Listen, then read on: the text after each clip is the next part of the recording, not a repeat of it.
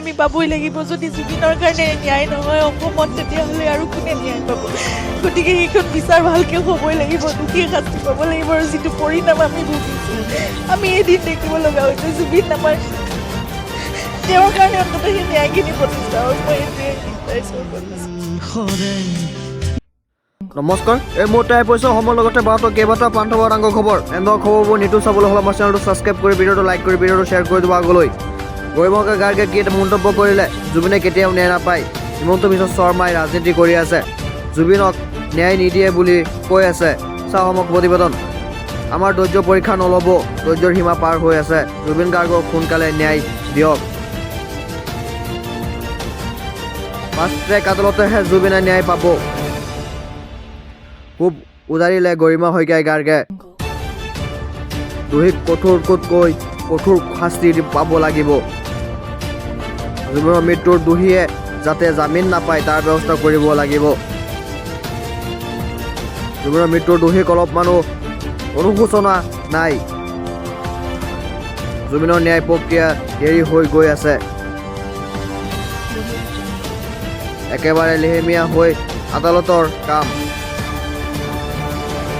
দিনৰ পাছত দিন এনেকৈ চলি থাকিব বিচাৰ প্ৰক্ৰিয়া ইচ্ছুকভাৱে দেৰি কৰি থকা হৈছে জুবিনৰ ক্ষেত্ৰত অন্ততঃ এইটো নিবিচাৰিছোঁ আমাৰ ধৈৰ্যৰ পৰীক্ষা নল'ব মুখ্যমন্ত্ৰী ডাঙৰীয়া জুবিন গাৰ্গক সোনকালে ন্যায় দিয়ক এতিয়া আহি গৈছোঁ আমি দ্বিতীয় খবৰলৈ মুখ্যমন্ত্ৰীৰ বিৰুদ্ধে বিচ্ছুৰণ মন্তব্য উচ্চ ন্যায়ালয়ে সিদ্ধান্ত লৈছে মুখ্যমন্ত্ৰীৰ কঠোৰ শাস্তি হ'ব বিপদত মুখ্যমন্ত্ৰী হিমন্ত বিশ্ব শৰ্মা পৰা 2 বছৰ পৰ্যন্ত কাৰাদণ্ড হ'ব পাৰিব মুখ্যমন্ত্ৰী হিমন্ত বিশ্ব শৰ্মা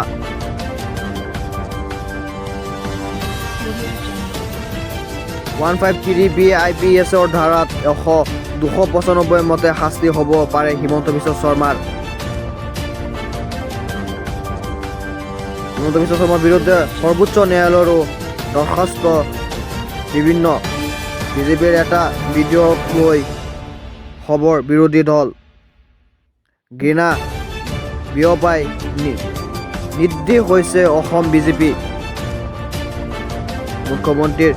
বিতৰ্কিত ভিডিঅ'ৰ বিৰুদ্ধে ব্যৱস্থা গ্ৰহণ দাবী উচ্চতম ন্যায়ালয়ৰ চূড়ান্ত বিৰোধী দল হিমন্ত বিশ্ব শৰ্মাৰ বিৰুদ্ধে দিল্লীৰ প্ৰাক্তন উপ ৰাজ্যপাল নাভিদ জাং সহ 12গৰাকী সমান্তৰালকৈ দিছপুৰতো ৰুজু কৰা হৈছে গোচৰ মুখ্যমন্ত্ৰীয়ে মুছলমানক ৰাইফল তোলাই থকা দেখি পোৱা গৈছিল